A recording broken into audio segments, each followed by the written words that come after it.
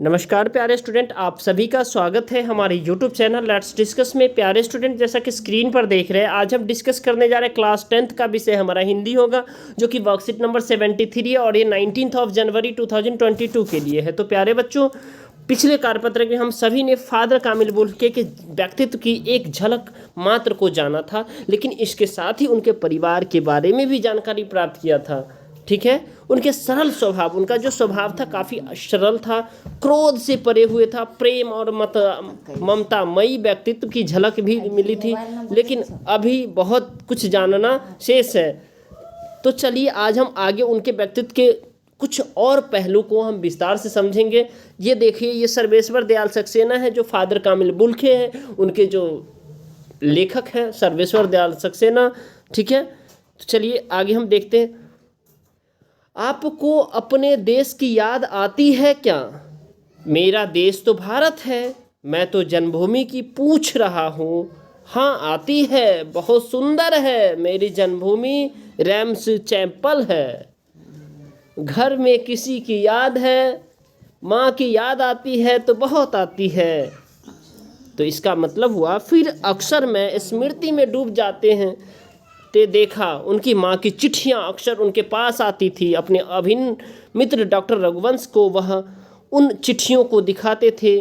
पिता और भाइयों के लिए बहुत लगाव मन में नहीं था। पिता व्यवसायी थे, यानी पिता कैसे थे? व्यवसायी, यानी कि कह सकते व्यापारी थे, और एक भाई वहीं पादरी हो गया था। कौन सा? पादरी, जो कि चर्च का एक अभिन्न अंग माना जाता है। एक भाई काम करता है, उसका परिवार है, और बहन सख्त और जिद्दी थी। बहन सख्त कैसी थी? जिद्दी थी और सख्त थी। ठीक है, बहुत देर से उसने जो है ना क्या कि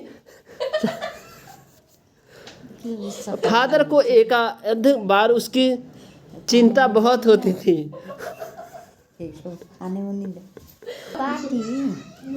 तो कहने का मतलब उसने शादी की, फादर को एकाध बार उसकी शादी की चिंता व्यक्त करने पर उसने दिनों देखा। भारत में बस जाने के बाद 2-3 दिन बाद अपने परिवार से मिलने भारत से बेल्जियम गए थे। अब आगे आपको देखना, लेकिन मैं तो सन्यासी हूँ। फादर कामिल बुल्के कहते हैं, मैं तो सन्यासी हूँ, मैं बेल्जियम का निवासी हूँ, लेकिन फिर भी भारत के लिए हमारा सबसे ज़्यादा अटूट प्रेम है। आप सब छोड़ कर क्यों चले जाए? प्यारे बच्चों, उपयुक्त गद्यांश को पढ़कर पूछे गए प्रश्नों का आपको उत्तर देना है। तो फादर की जन्मभूमि का क्या नाम है और वह किस देश में है? तो फादर की जन्मभूमि रैम्स चैपल, जो कि बेल्जियम में है। ठीक है, आई होप कि आपको ये समझ में आ रहा है। ठीक है, अब अगला क्वेश्चन है, लेखक की सबसे ज़्यादा किसकी याद आती है? लेखक को सबसे ज़्यादा जो है ना अपनी माँ की याद आती है। लेखक को सबसे ज़्यादा किसकी याद आती है? अपनी माँ की। फादर के पिता में कौन कौन थे? फादर के पिता परिवार में उनके माता पिता, 2 भाई और एक बहन थे। इनके माता पिता 2 भाई और एक बहन थे। ठीक है, पादरी और सन्यासी शब्द के विषय में आपके मन में क्या भाव उत्पन्न होता है? तो ये तो बहुत सिंपल सा है। पादरी और सन्यासी शब्द मन में शांति, आस्था और सम्मान का भाव पैदा होता है।